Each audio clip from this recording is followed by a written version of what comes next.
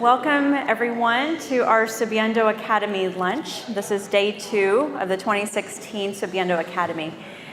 Thank you for being with us. Certainly thank you to our table hosts who are joining us today. Thank you so much for giving your time and for your discussion and for sharing a little bit about your own story with our students. I know they greatly appreciate it. Would our table hosts, would y'all mind standing up so we can give you a proper thank you for giving your time to be with us? Mark, would you mind standing too? Thank you. They come from a wide range of professions. We've got authors in the audience. We've got CEOs of chambers of commerce. We've got educators. I mean, the wealth of experience in this room is invaluable, and I really hope our students are taking advantage of having these great conversations with them to learn more and to be better prepared as you take on the next stage of your life. To kick off today's lunch, we do have an intro being done by a native of Brownsville. Alexis Rivas will be joining us. Alexis, help me in welcoming Alexis to intro our guest speaker for today. Watch your step. Okay. So what is this? Okay. Hi, my name is Alexis Rivas, and this afternoon I have the great privilege of welcoming Ms. Deanna Rodriguez. Deanna has served in her current role at Entergy since June 2012. She is charged with building and enhancing relationships with government officials throughout the state. Rodriguez has held various roles throughout Entergy during the past 20 years. Most notable was her role as the Director of External Affairs, where she coordinated a corporate-wide team sealing post-Katrina funding, which resulted in more than $200 million in community development block grant funding for Louisiana, Mississippi, and New Orleans operating companies. During her time as the Vice President for Corporate Contributions, Rodriguez oversaw Entergy's social responsibility and philanthropic efforts while managing $11 million in corporate and foundation contributions in a couple of states.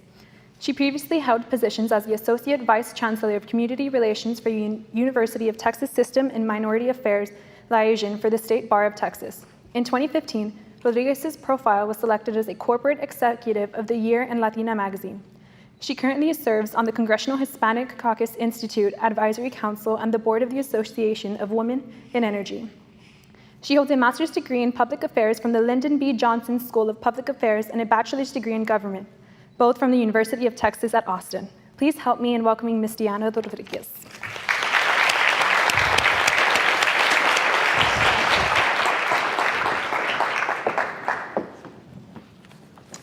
Good afternoon. Can y'all hear me? Good afternoon. I said that I would stand behind this, and now I'm really nervous because I can't stand still for very long. So I will try my best to not fidget back here. I was really honored to be asked to come speak today. First of all, I went to UT, and second of all, it's important, I think, for all of us, including as I was told, the table sponsors or the mentors in the room, to be here. I, like them, think it's very important to visit with kids and encourage you all to come to college. And if you come to UT, that's great. And I had a couple of people I spoke to very honestly said they didn't want to come here. So, oh well. But thank you again for inviting me to speak. In putting my remarks together, I thought that I'd first tell you a little bit about my experience as a Latina in corporate America. I'm originally from South Texas, so for me that was a big leap and a leap of faith. And then I thought I'd share some advice because I'm a mom and that's what we do. And finally I thought I'd tell you a story. So there's some stories woven in. I couldn't make up my mind, so I decided to do all three. And for those of you that I spoke to right before this, you know that I'm nervous, so I'll calm down as we go through this. But when Leticia asked me to do this, I said, sure, that's great. And this is a few weeks ago. Last night I thought, why on earth did I agree to do this? But this is one of the things that we're all going to have to do, right, is face our fears. And in facing my fear of public speaking, this was important for me to try to tackle. So I'm going to try to read and talk and ask questions, and we're going to make this a bit of a conversation. And it's going to be interactive, so you guys are going to have to pay some attention, and that'll keep you from falling asleep. So I'm going to go through 8 lessons and a few survey questions, and we have somebody who is very good at surveys here, Dr. Jim Henson. I think he's still here, and He's can test me on this later. But let's start with the first question, and it's by a show of hands. I'm going to ask, how many of you know what you're going to major in when you attend college? Oh, a lot of you do. Okay, and the assumption here you noticed was that you're all attending college, right? So there's no choice in that, no survey question in that. So how many of you are 100% sure about what you're going to major in? How many of you are 50% sure? Oh, okay. So how many of you all don't know at all what you're going to major in Texas? Oh, good. Oh, 2 hands. You really? So I think that's important to know too. I'll tell you, I knew what I was going to major in when I came to UT, but I didn't really know what I was going to do after that. And it certainly wasn't going to be what I'm doing today. I used to tell stories that, when I was in the 7th grade, I used to dream about growing to being at least 5'2", because I wasn't 5'2". Somehow, magically, my eyes turning green, because they were just like borrados, right? Little hazel, not green, and I wanted them to be green. And I also dreamt that I'd work for an electric utility. Okay, so that part's not true. But again, you near that age, right? You don't know what you're going to dream of and think of and plan on. And so it was important for me to ask you all that, because at different stages of our lives, we may want or dream different dreams. And so this next big step that you all are taking is just the beginning. So lesson 1 is to be prepared for the journey. Your journey begins this summer, and I understand that your class is made up of students from all over the state. Some of you are from the Valley like me, and I'm from the whole Valley. I was born in Harlingen, moved to Edinburgh, went to high school in Edinburgh my freshman year, graduated from Donna High School. My parents moved to San Benito, and my mom now lives in Brownsville. So, yeah, so I covered it all, right? I should have run for office down there. I mean, that would have been easy. So, but some of you are from large cities. I was sitting with someone from Houston, and some of you are from small towns. Some of you are from West Texas. Some of you are from East Texas. You're from all over the state. But either way, if you think about it, where you're from is just that. It's where your journey begins. And so there will be many twists and turns, and the more turns, the better. My own path began in the Valley, and both my parents were educators and the first in their families to go to college. And this, in many ways, could be the story that some of you all are starting off today. Some of you may be the first in your families to go to college. My parents taught, and the kids they taught were lucky because they pushed them, and so many of them attended college. All my cousins, my parents were the first example of folks in my family that had degrees, so I have a lot of cousins, including my brothers, and everyone in that next generation became a teacher because they had the example of my parents and suggesting to them that education was important and they needed to become teachers. So my experience is different from my parents' experience, but they valued education more than anything. They drilled it into everyone. My brothers both became principals of high schools, and one's a principal at Los Fresnos High School, and the other one's a principal at Porter High School in Brownsville. So I'm sure my parents would be very proud of them. My father's passed away. He ended up being a school superintendent, and he was the second Hispanic to be a school superintendent in the Valley. And this was a big deal back then. So our paths were different, and I took a different route. I became an educator of sorts, but just not in school.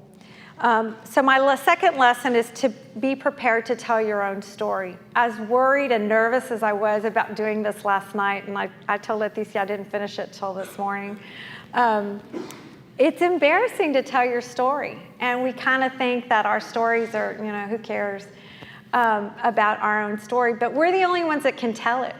And we're the only ones that can dream what we dream and hope what we hope and want what we want. And we're in charge of our own story. And I encourage each of you to think about it as a story, because it's something that you'll be able to, in 30 years maybe, come speak to some other students that happen to be in the audience, and you'll be nervous the night before too. So when you tell your story, I want you, and when I tell my story, I want to remind you of how I got here. When I was walking on campus, I hadn't been on campus in a long time, and I used to come to the union back then because I didn't have any money, and you would come to school, and your outing was to walk to the union to actually go see if there was something fun to do. But back then, we didn't have, I was a freshman in 1981. And Carlos Martinez here can say, yeah, I'm older than him. But I was a freshman in 1981, and we didn't have personal computers. You know, we had typewriters. I got a typewriter for my graduation gift. Wow. We didn't have cell phones. We had home phones. We didn't, if anyone talked about apples, we thought it was the fruit. And most of your parents probably, they certainly were toddlers. They weren't college, they weren't in college with me, I would suspect to say. But I look back too, because I thought it was important to kind of talk about what I was thinking about back then. And back then, I went and looked up some statistics and thought, okay, well, what did the state of Texas look like? In 1980, there were 14 million people in Texas. In 2015, there are 27 million people in Texas. In 2050, so think about 2050, how old you'll be in 2050, there will be 55 million people in the state of Texas. And so when you go through the ethnicity breakdown, in 1980, 66% were white, 21% were Hispanic, and about 12% were African American. In 2015, that changed it went from 66% white to 43% white, from 21% Hispanic to about 40% Hispanic in 2015. And in 2050, it's projected that 56% of the state will be Hispanic. The growth in the African American population has stayed about the same from 1980 to 2015. At UT, about 70% or so were white, and about 5% were Hispanic. So that was when I was a freshman. We all knew each other. And in 2015, for starting, as you start as a freshman maybe here next year, I think it's right now, in 2015, it was 45% white and about 20% Hispanic. So it was a really different world for me. I remember I came from South Texas that was 95% Hispanic. So when I arrived, it was a completely different world. And as a freshman, I was a freshman on campus. I was new to Austin. And I may have looked like a lot of the kids that I was around, but I felt and spoke differently. I knew in my heart I was different. And the reality was that I had never seen so many blonde people in my life. It was true. So that was, again, remember, I'm not from a big town, or, I was not from a big city. So that was new to me. The other reality was that I was not nearly as well prepared as some of my classmates. I'd gone to, a public school, which wasn't bad, but it was not kind of a prep school. And there were certainly better schools in other parts of the state. So I was not ready, as college ready, I should say, on day one as some of my classmates. And so I was scared. So it was a very daunting time. So I have another question for you guys. Make sure you all are paying attention. How many of you have had this experience and felt scared or different, or raise your hands? See, that's what I've learned from being a parent, is that it didn't happen. I kind of thought it was, well, you get to college and you move to a big city and all of a sudden things are different. And I had forgotten that it really happened earlier than that. And so it's important to remember that that's okay. I also think that, that's my lesson number 3, and that's what leads us to this next one, which is, believe it or not, you are different. And it's okay, and you need to embrace it. Everyone has their own baggage, and I like to call it an opportunity. And for me, perhaps not attending the very best schools was kind of my challenge but my opportunity. I had to work harder than a lot of other people. It didn't come as easy to me. So my challenge, and part of what has led me to the success I enjoy today at my company, could have included not having gone to a prep school. So what if I may not have received the best education? My journey taught me to work harder.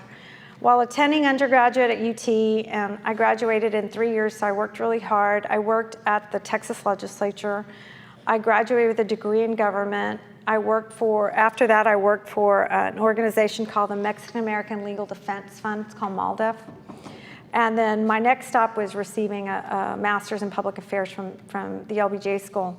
Again, I didn't know when I was your age sitting in a group like this, which unfortunately didn't have a group like this to sit in, but I didn't sit there at home thinking, oh, I want to go to the LBJ school, and again, I still wanted to be 5'2", and I still wanted my eyes to turn green. But I didn't stop and realize that, this was something that I was going to end up doing. But the particular twists and turns served me well. I ended up, after going to graduate school, I worked at the state bar, and my role there is a good lesson of, embracing my difference, because I worked around a bunch of lawyers, and I was a non-lawyer working with a lot of lawyers. And so some of them were really, really smart, and some of them, you're not sure how they tied their shoes that day. But, you embrace the differences. Lesson 4 is kind of how I ended up at the state bar. I had a mentor when I got there. So I would tell you lesson 4 is to find a mentor, a sponsor, a madrina, a padrino, somebody that can help you. And find lots of them. And it could be somebody that is even your peer. Leticia, I think, has volunteered to do this for a lot of kids, whether she agreed to informally, formally, or not. And I think it's very important you find someone to kind of tell you the truth once in a while, give you the advice that your parents can give you and you won't hear, I promise. And if somebody else tells my children, they all of a sudden hear it. And so, but find those people to tell you those things. One of my first mentors was a woman I worked for at the state bar. She was executive director then. She's the reason I ended up at Entergy. By this time I was 30 and I had 2 small children. And I did not have one bit of experience in working. I'd worked in politics and I'd worked for the state, but I'd never worked in corporate. So it was a big leap of faith for me because that wasn't something I had done. And all I knew about electricity was I flipped a switch and the lights turned on and I paid a bill, right? So that wasn't something, I was not an engineering major. I did not have a finance background, which all of you go get your engineering degree and go get a finance background. It was very important for me to kind of take this leap. But I did know how to tell my story, and I knew how to translate. I had been doing this for a long time. I knew how to take very complicated policy issues and make them understandable for people to put things into words that people could understand. So what I would do is take complicated issues, make them understandable, go talk to legislators and go talk to regulators and explain to them what we were trying to say and put them in terms that didn't scare people, or at least communicated to them accurately. So my boss at the time, I'm gonna get a little bit emotional here because I'm leaving here to go to her funeral. We have lots of Karen Johnson stories because she used to scare us to death. But since my mom yelled all the time, it worked real well. I knew exactly how to deal with it. But I didn't look anything like her. I didn't sound like her. She didn't care. She just gave me an opportunity and put me up there in front of things.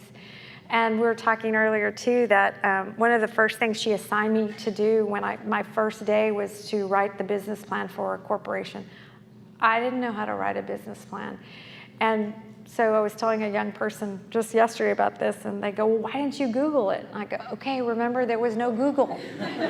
There was no Google, there was no email, and I had to pick up the phone and start calling anybody I knew. I'm like, how do you write a business plan? How do you read, how do you even know what to say and things? But she didn't care. She gave it to me to do anyway. I laugh now when I think about that, because now I'm telling young people that come work for me, okay, you got to write a business plan. So that was always fun. So I love what I do, and I'm grateful for the twists and turns. And they say that luck is what happens when preparation meets opportunity. So I guess I've been lucky. I think I've been blessed. All I had to do was be prepared. And the deep end that I was thrown in has taught me to swim. So I'm almost done, so don't worry. There are 8 lessons. We're on lesson 5. And this is something I tell a lot of young people I work around, which is don't expect a trophy for just showing up, all right? So what I've noticed for a lot of young people that have, look at their phones and get in, and I'm included, I'm not young, but I Google everything, is you have ready access to information at your fingertips. And so you kind of think that things are going to happen very quickly. So it's not that easy. And you're going to have to put in your hard work, and you're going to have to start jobs that may not be so exciting, and you're going to have to, write things that you don't enjoy writing, and you're going to think, well, I'm way overqualified for this, and you might be. But all those experiences help you. One of my first jobs at the Capitol was I was a staffer, and I worked for a state senator, and he called me into his office, and I got super excited because I thought, okay, I'm going to do something so important. I think I'm going to write a piece of legislation, or he's going to have me talk to the governor. I don't know. It's going to be important because he called me into his office. So I go in the office, and I said, what can I do for you, Senator? And he leans back, and he turns around, and I thought, oh, he's going to give me like an important document. He turns around, and he gets a can of pennies. And he hands them to me. And I'm looking, I'm like, oh, maybe it's a story he's going to tell me. And he says, could you put these and roll these up so I could take them to the bank and cash them in? And I remember thinking, seriously? I have a degree, I don't need to be rolling pennies. And I thought that in my head. I didn't say that out loud. And I was like, yes, sir, I'll be right back. So I left. And I was, so talk about being sad, right? You're like, oh my God, I thought I was going to write important legislation and go talk to the governor or something. And I'm now sitting there counting pennies.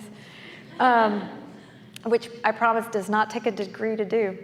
And, but I did it, and I'm glad I did it. I mean, these are the kinds of things that you will have to do, that you will be expected to do. They won't be glamorous things.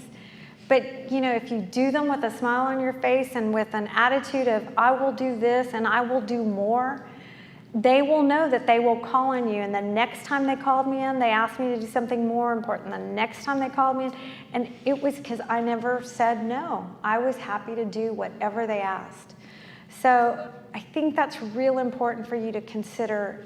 If you think that it's going to all turn into, you're going to be hired in and make a bunch of money, and you might, and good for you if you do.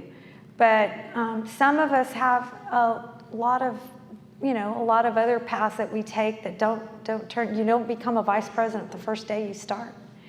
And I love that when people say that to me. I'm like, oh my God, you're this overnight sensation. I go, yeah, 35 years later.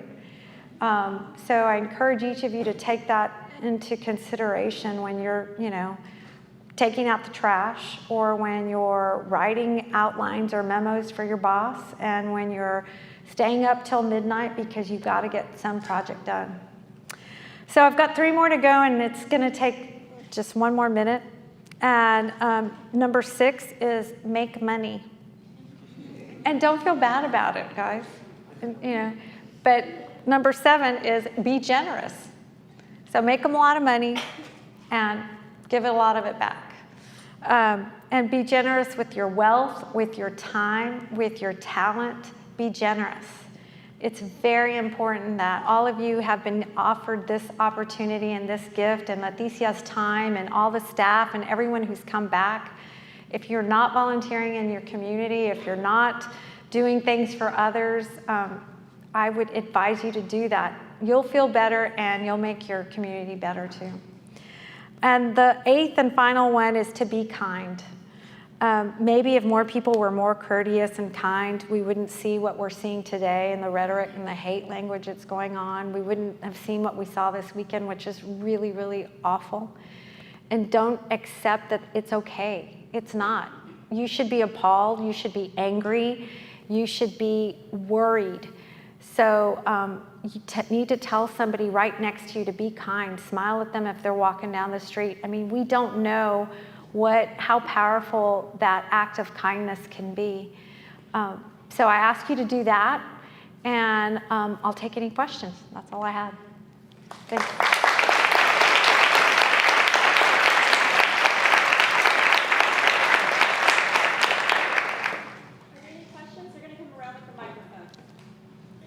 And you don't have to ask questions, I promise.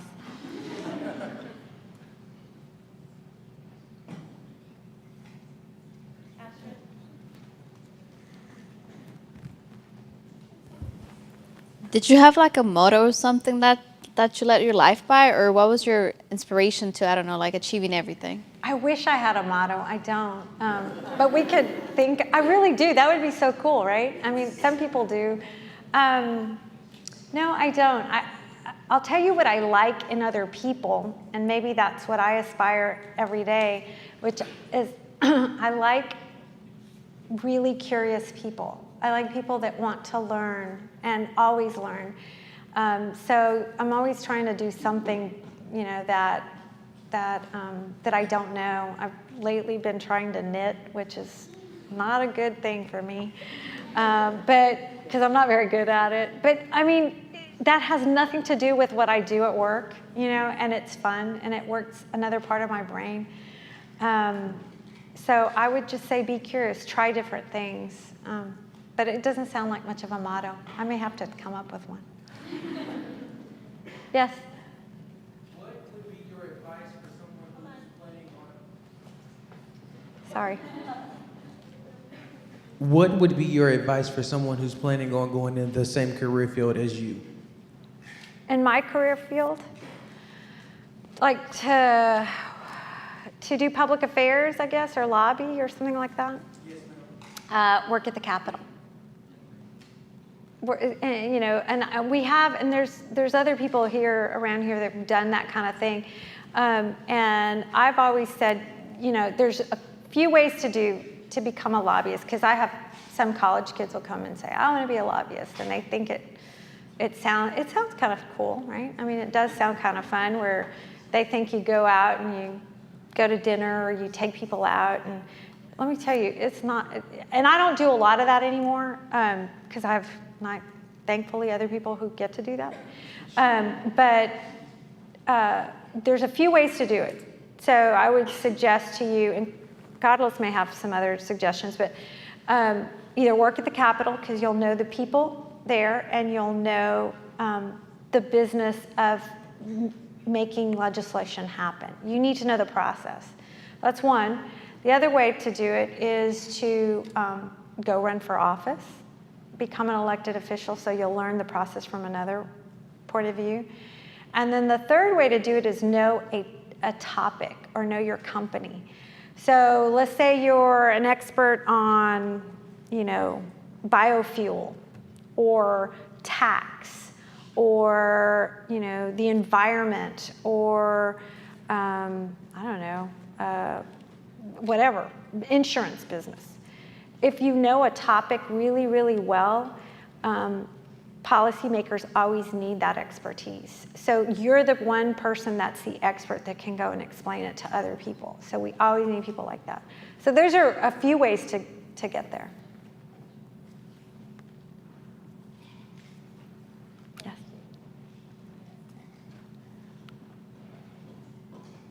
I kind of feel like Oprah up here. Was there like ever a time in your life where like you wanted to do something, like be in a type of business, and then somebody told you no? Like, was it always a yes to you, or No, was it? I've had lots of no's. How did that? I have some embarrassing stories. I've been told no a lot of times. I've almost been fired. I'll tell you my almost getting fired story because it's fun. So I had asked for a promotion, and so I asked for a promotion, and I was working really hard, and I thought, I had all kinds of accomplishments, and part of what happens, when you learn what to do from bosses and you learn what not to do. This particular boss was not super nice. But I'm an optimist, so I get called into his office. I was in New Orleans. I was traveling there on business. They asked if I'd stay over, and I get called into his office, and I asked his secretary, I asked his assistant, what do I need to bring? I mean, and she goes, oh, I don't know what it's about. I said, oh, okay. So I walk in. I'm sorry, I'm taking too long. I walk in, and I go in, and I see the human resources person there. So I think, oh, okay, well, it's about my promotion. And okay, remember this is a story about almost getting fired. And I walk in and I sit down, and I said, oh, it's about my promotion. They said, no, it's not about, they ask, the HR guy sitting there, and I said, oh, I'm here early. I'll let you continue. He goes, no, come in and sit down. That was hint number one. I probably should have known something. But I still think now it's about my promotion, for sure. And the HR guy gets up and shuts the door, and he says, we're here to talk about your promotion. I go, see, I knew it, right? And I go, you're not getting one. And in fact, this is what we're not happy with. And I sat there stunned. And anyway, a lot of things happen in between then and now, and it worked out just fine. But talk about, getting shown the door, basically. And I said, am I being terminated? And they go, no, you're not. And I wasn't, and it worked out fine, but that was a very humbling experience. So just when you think you're so great and they can't do without you, you realize, well, maybe not so much. So take those opportunities. I know I need to finish, and I really enjoyed talking to you all. I hope you learned something, and I encourage each of you to find, before you leave, think about who your mentor is going to be, and who you're going to ask for advice, and make sure you ask them. And then if you don't like it, there might be some truth in it. So find out what that truth is, and you may be sitting there going, uh-oh, that wasn't very fun, but I learned something. So thank you, everyone.